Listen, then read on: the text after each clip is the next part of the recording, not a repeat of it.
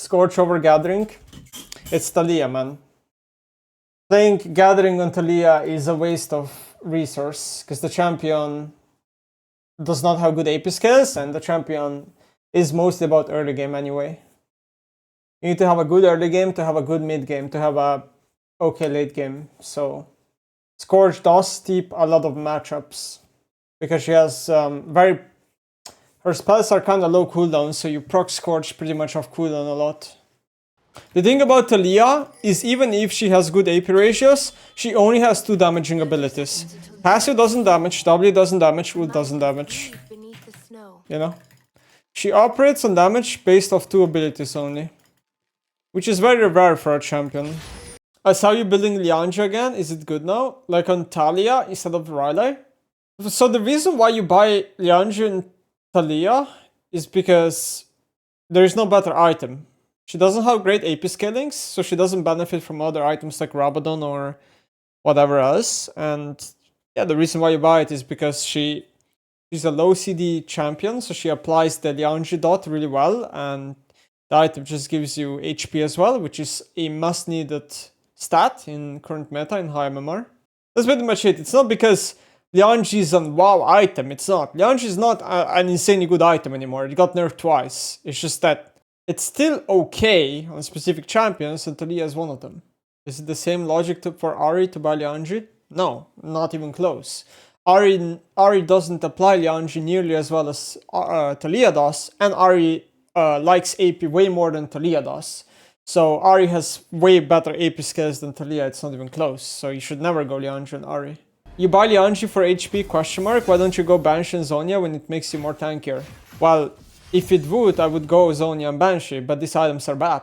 Zhonya and Banshee are 2 of the worst mage items in the game. Zhonya is a very conditional item that you only buy when you get insane value out of the active, and Banshee is just a shit fucking item that nobody buys. Saying that HP is less tanky than the armor or the MR you get from Banshee or Zhonya is just a bad take. We're just making a Toplane tier list. Ooh, skill tier in Toplane. This looks kind of fair in a lot of ways. To be honest, Ranger just has good takes, so... What do I think in general about this list? I mean, I think it's fair in a lot of ways. But hey, people on YouTube comments have told me that I'm delusional and I'm biased because I play more range champions than midis, but this tier list has also range champions higher than midi champions. Shocker, guys, that range champions are simply just, you know, harder to play than midis for the most part. Like, what do I not agree with? Let's talk about what do I not agree with here. Like, I could see maybe Gnar being 1 lower. I could maybe see Jax being 1 lower. I could maybe see Clad being 1 lower. These are champions that I kind of just don't see. But I just think the difference between skill tier 3 and skill tier 4 is not that big. Like, for example, Gwen could be lower. Vladimir should probably be lower. Timothy, come call and let me know your opinion. Alright, I'm calling you. Okay, what do you think? Well, I think the list is overall, like, fair, you know? And...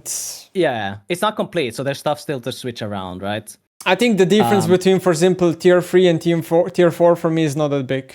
Yes, that is by far the hardest. I was doing that same thing, and that's why I added an extra tier, but what it ended up doing is it just separated the complete noob champs more rather than separate these better. I mean, there's a couple of champs that I would maybe put lower, you know? Like, for example, Clad maybe by 1, or Gnar or Jax, like those 3 specifically. Yes. I could see myself being lower.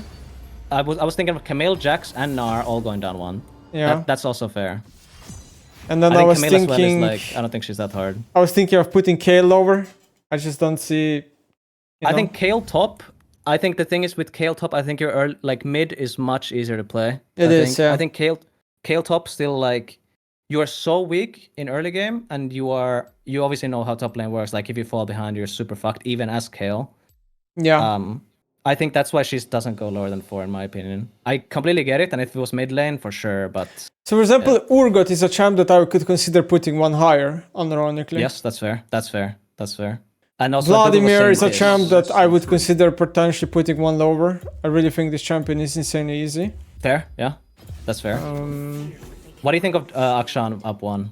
Dudut was saying that. I don't even think Auction should be in this tier list, if I'm being honest. Like, if you have Auction on this tier list, you should put Varus top lane too, no? And you should put, like, maybe some other range champion top lane. But doesn't Akshan still play a lot of top, though? I'd never see this champion top ever. Like, for years already. Never. Really? No. Yeah, never. Is it not? Wow, it never gets picked up. You're right. What? The share is so low. That's why I wouldn't even have this champ on the tier list. It doesn't belong on top lane. I have I mean, it's really hard for me to rate it too, because like in a way, Akshan, like, it has skill expression, and you can definitely be like a good or a bad Akshan. But at the same time, I feel like Akshan has like stuff in the champ that is you don't have to think about when you're playing Akshan, that you have to do about when you're playing other champs, I feel like. And that's why I think of this. But this is a fair take. Honestly, like, I might take him out. You're absolutely right. You know what? I'm going to use this and take him out. And I don't want to rate him because it's hard to rate him. There we go. I mean, yeah, I just think you should rate Varus top 2 then, you know, and stuff like that. No, I'm not going to do that. Yeah. I could potentially see Queen being one lower, for example. Is something that I can also see. Yeah, I think, like, even though she's range top, I was saying that she's like the easiest range top. The easiest, yeah. Like, I guess it's true. She should be like the same tier as Timo then, right? Yeah. Yeah. Okay. I asked this about my chat, or with my chat. Where would you put Trunda? I'm gonna put him in last. Where would you put Trunda? I would put him. I mean, it depends how you judge him, because in low elo he can be kind of brain dead. But I would put him 3 probably. You'd put him higher or lower? No, I've no. Never ever put him higher for sure. Like, that's 3 is definitely as high as it gets. I think 3 or 4. He's between 3 or 4 for me. Yes, I think it's 3 and 4. But I would personally not put him in 3. I think I would put him in 4. That's fair, yeah. Yeah, I think like his problems is like there's like I think this isn't even crazy too. Like Renekton in 3, because the thing is Renekton, chat, you have to win lane. Because if you don't win lane like this on this champ, you're super useless. And you don't have great scaling, and you don't do that much later on, I would say. Yeah, I kind of get your point. Like, that I feel like I'm not gonna put him in 3, because I think 4 is better for him. 4 is for sure like, better, yeah. Yeah. Also, again, chat, read the top left. It says left to right does not matter. This does not mean that Fiora is necessarily harder than Yone or something just because she's ahead of him. I think it's too hard to judge left or right in the tier list, you know? It's too hard. It is. 100%. That's why I never, every time I make a list, I always say left to right doesn't matter, because it becomes way too difficult. I mean, I'm glad. Like, I've had pretty much every like high-low player that has given their take. They said this list is good. So I'm happy about that. But I think there's still a few changes. And then it's like, it's pretty accurate then, I would say. Yeah. Tryndamere too high. I mean, he's looking at it from the lens of a high elo player. I think if you're looking at it from a lens of a low elo player, Tryndamere is too high for sure. But he's looking at it from a lens of a high elo player, and Tryndamere in high elo is insanely hard to pull off. Like, the entire tier list is looked from the lens of a high elo player, okay? That's what you have to consider. Create an ADC tier list. Okay, I'm gonna do this really quickly, okay? With champions, let's just call it 1, 2, 3, 4, 5, okay? I feel like Nala is not that hard. And I also think Senna ADC is kind of mid. Do I think Twitch is harder champ than all of this? Probably by 1. So I'm pretty confident in my tier 1. These are probably the hardest 4 ADCs in the game.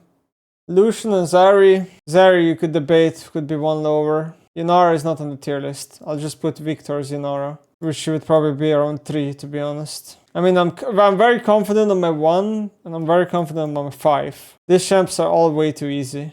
Now the question is 3 or 4. Bro, 3 and 4 is fucking hard, honestly.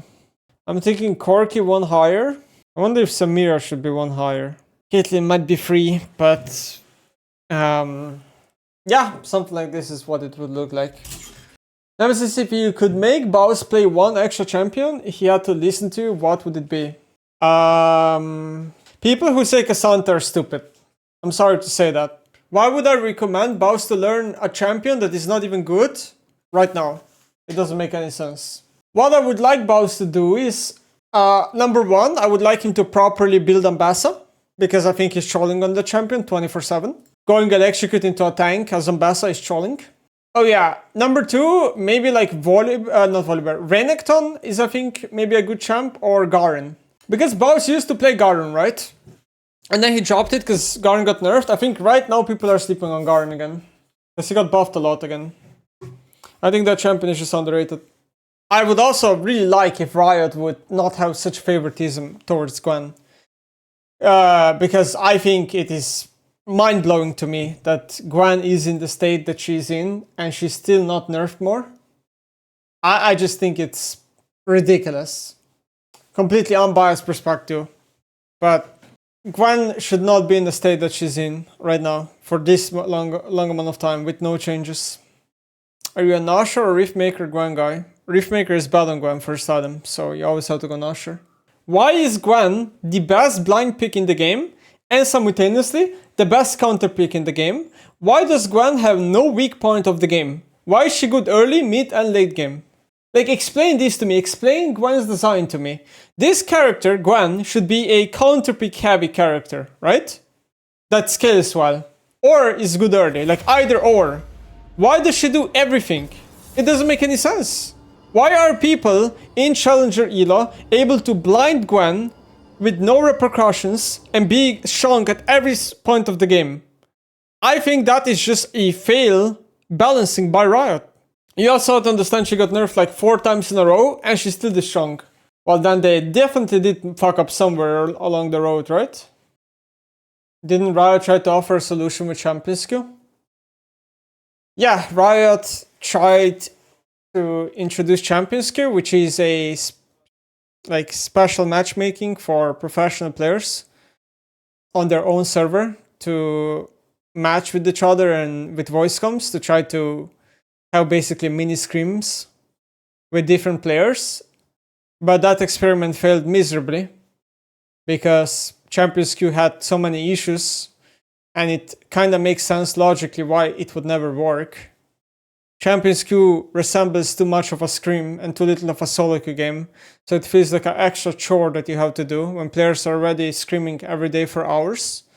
On top of that, Champions Queue was also plagued with bad queue times and not enough players playing it, or just unbalanced matchmaking.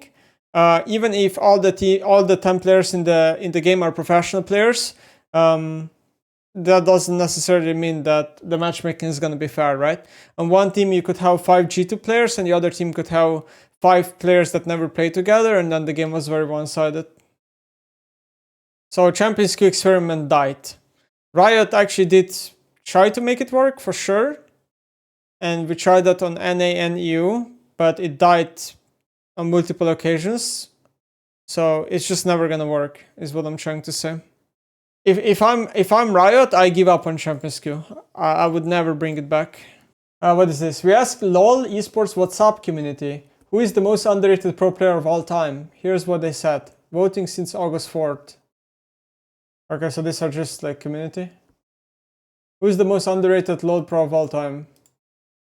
Owner 64%, BDD 8.9%. Wow, okay, owner vote is crazy. Peanut 7%, Expect 6.2%, Nemesis 4.2%. Wait, I made it to the list? Barrel, Zhauhu, Perks, Khan, and Bjergsen. Ooh, okay. Personally, if I had to choose 3 players here that I think are underrated, excluding myself, I would probably choose BDD for sure, and I would probably... I don't know if I would say Owner is underrated. Like, Owner, I feel like, I mean, I don't know. Like, obviously, he's in a roster with 5 stars, or like 4 stars, right? So it's like a harsh competition. But I still think people rate Owner highly, so I don't think I'd choose him. I say Peanut could be a viable option to take. Because I think Peanut has had that dominating run in 2023 and 2024, or was it 2022? On Genji, whatever, where he completely ran the league with Poppy and shit. So BDD, Peanut, and then who would be my last choice? Maybe Khan? Like, nobody talks about Khan. Or maybe Bjergsen, because Bjergsen honestly also, to me, up until 2020, I feel like he was... I mean, was he underrated back then? Maybe not. I don't know. I think Khan is a much safer bet, I guess. BDD, Peanut, Khan would be my choices here.